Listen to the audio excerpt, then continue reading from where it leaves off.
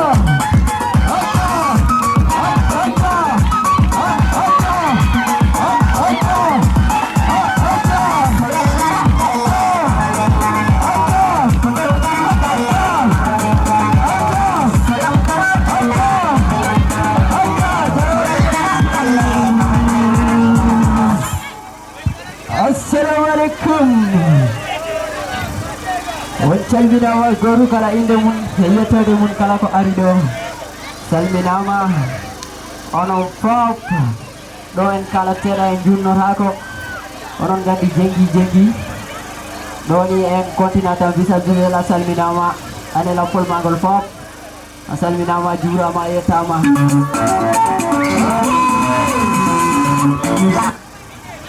DJ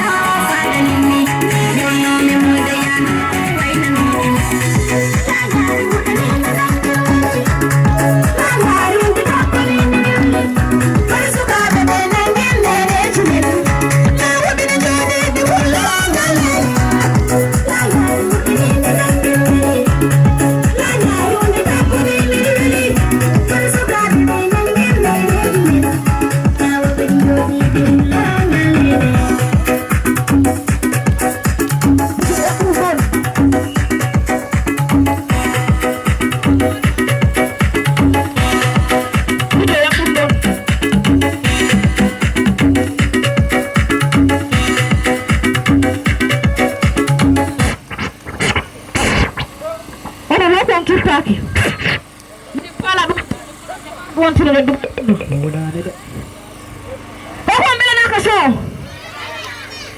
ono ko palaka ɗumantinoɗe dima téléphone a jalta kam noho windima message darɗa a jabaki kam jamiɗo maɗa ƴat ono ko palaka kiren karaba min goda ono gandi min ko ɓe kirda min ono ko mbawa kelle so mbawa junjo am kellon bom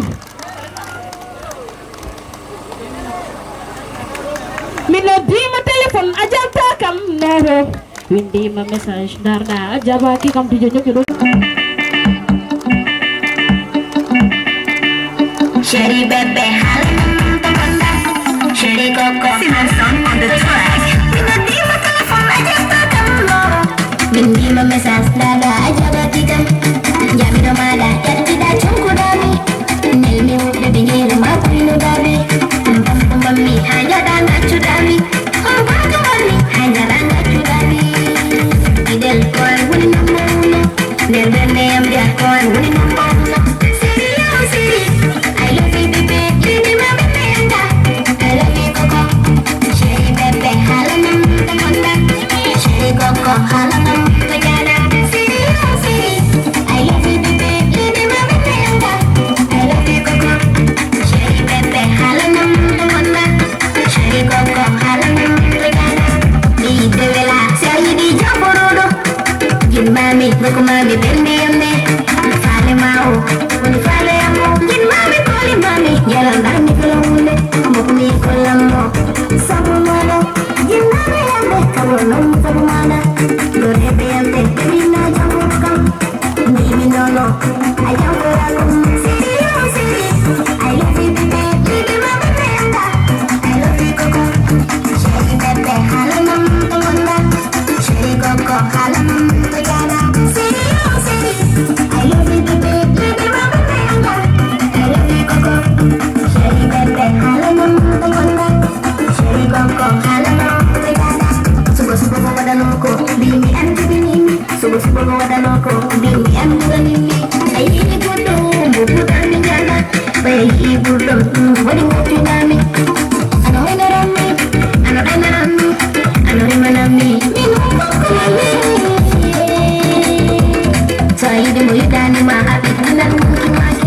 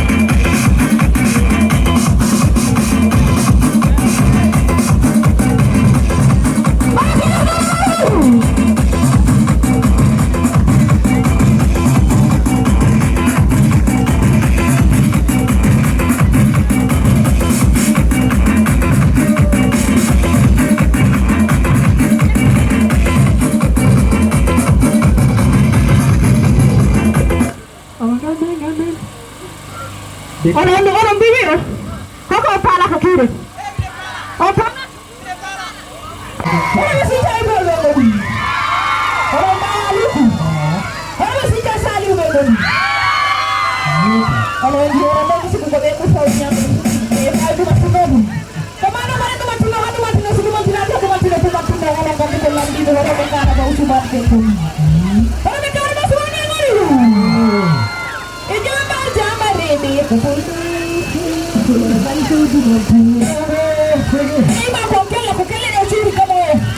Kau sudah sehingga kena datang sudah Pujaba yo Dina wamba yeso Kau sudah menhe So dina la tauru nembeso Mama jimendi So dina so bembo bulu Para babi yo sule Lady Espanyol yo sule Kolda Sudila maru yo sule Alena lawa tarju Sule piso Sule jibe kamapu Kabisika no kobeti Suleiman Kosori fatwa wani divo Suleiman Kanine na borang kampan Salona Suleiman Eko ni yo sule Haba bi yo sule Bukan itu pun Ada siapa yang kita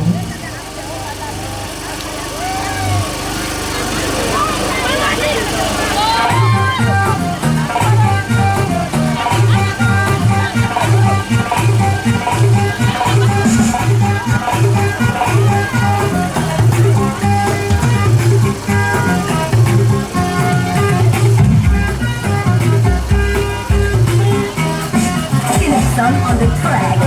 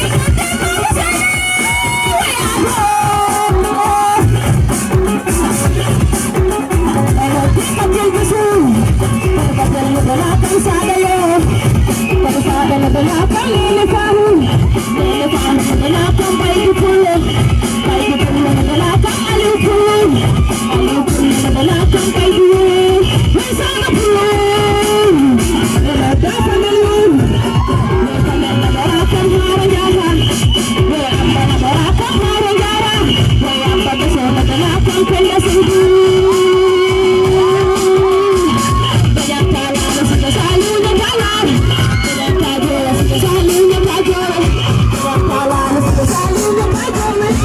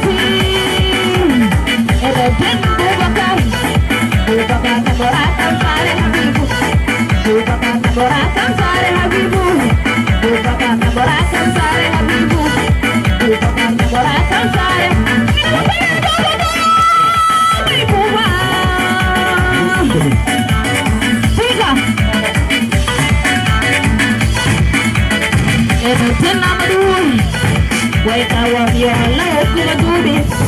Wait, I want your love, come on, tell love. Yes, we got cake. Yes, we got cake. Yes, we got Somebody body, where you are? Okay, somebody body.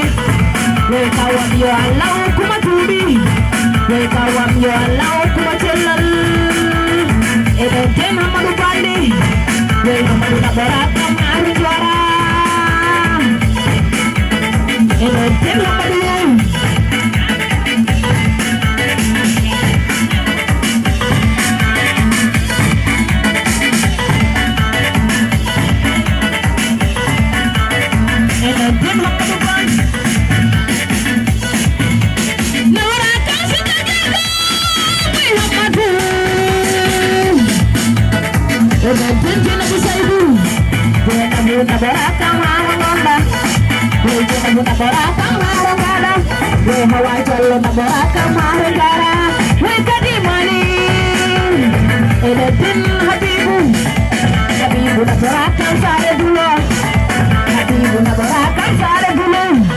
Assalamualaikum.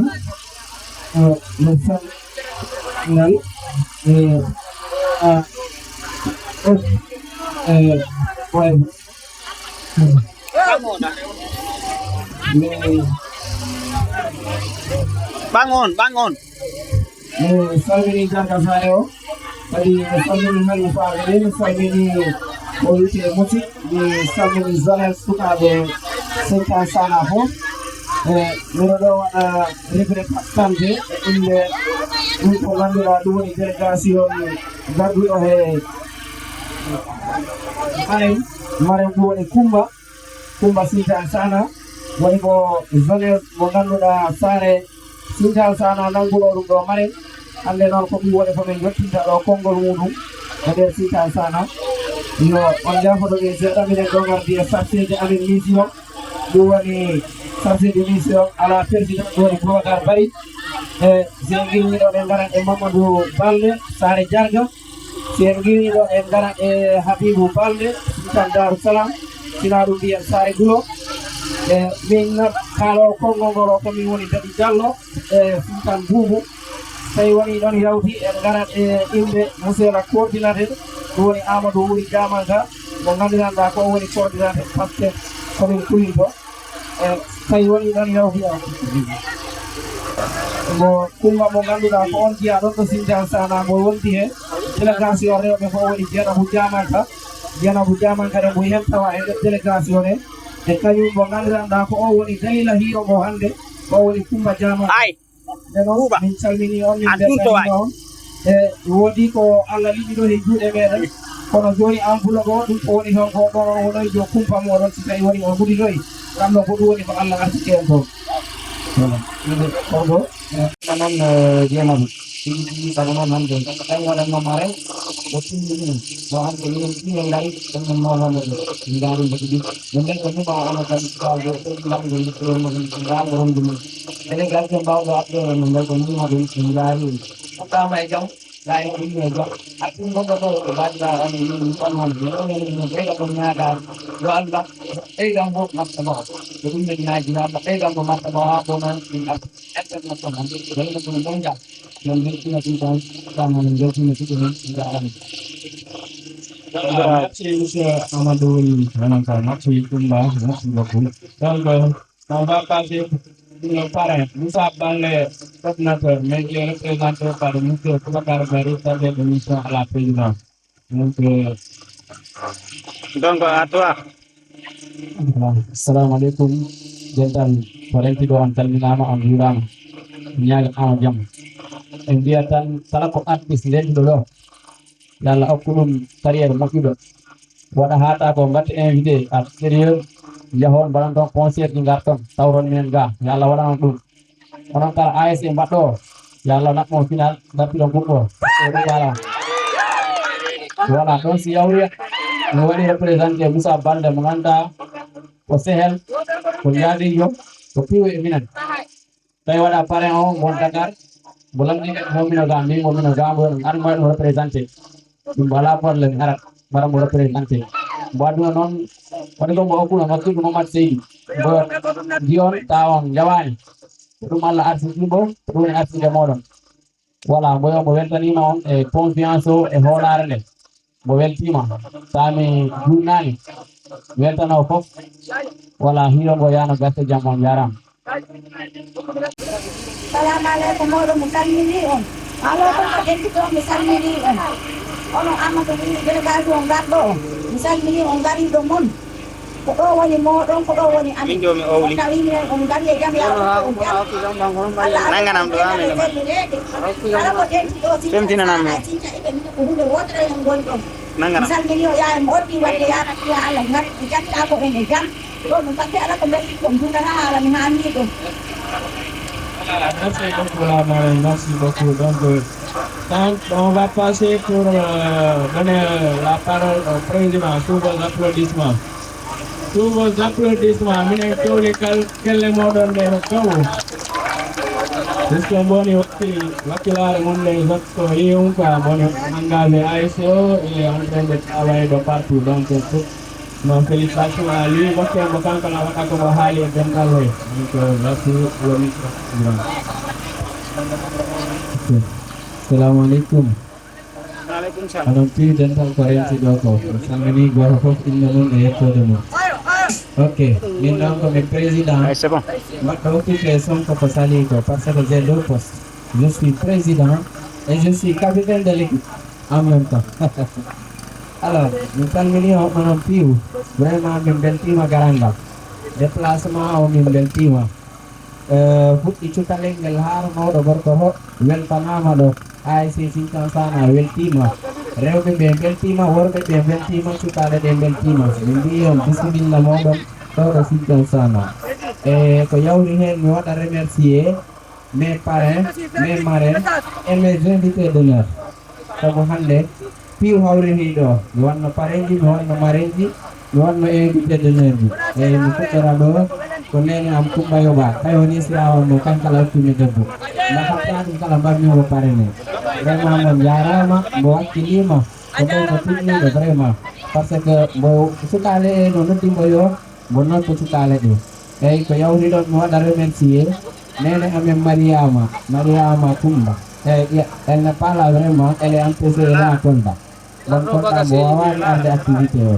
kankalan kala ɗo sukaɓe noddimo vraiment mbo yaha mbo nooro mo waɗa ko mbo foti wadde ko kankala mo jarama mo du'anama hen yawriɗo am mi waɗa remercier Dieynaba Diamanka ko debbo am noon kono kankalan ko bakkiliɗo kankalan mo wakkilima hen somo addi ko vraiment yiɗama e mo walli dental ngal tigi vraiment mbaɗanimo du'a ya Allah waɗanmo ko moƴƴi ya Allah ɓoɗinɗinɗen ya en ɓooy wallodirde eyyi si yawriɗon nan mi waɗa remercier un frère un parent Mamadou Diobbi mo ala ɗo kono kankalan il faisait partie des invités d'honneur hande kankalan ko invité d'honneur mo wonno ɗo vraiment nulɗal ngal mo nulɗingal yettima par ce que komo nulno ɗo ɓe hamdallahi ɗum woni Sekou e Demba finalement noon ɓe ils sont empêchés ɓe gari ɓe mbi ɓe mbawani continde ko maɓe kota ɓe tan urgence hay Mamadou kankalan mo waɗama remercier vraiment ASC weltima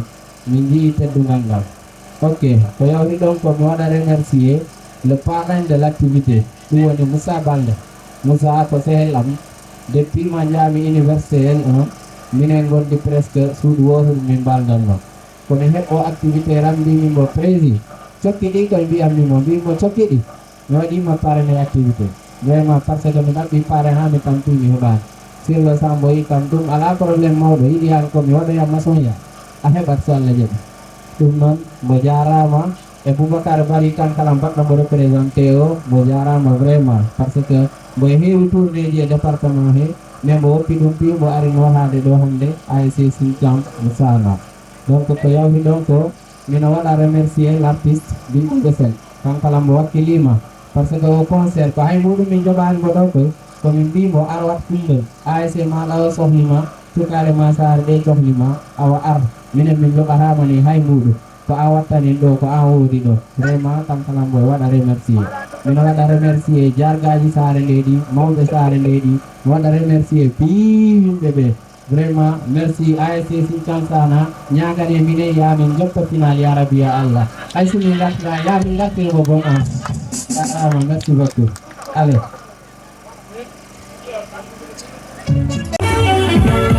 Mengandi kesirani dum mengandi namirani narwadi buran ono mengona narwadi kesan dum mengandi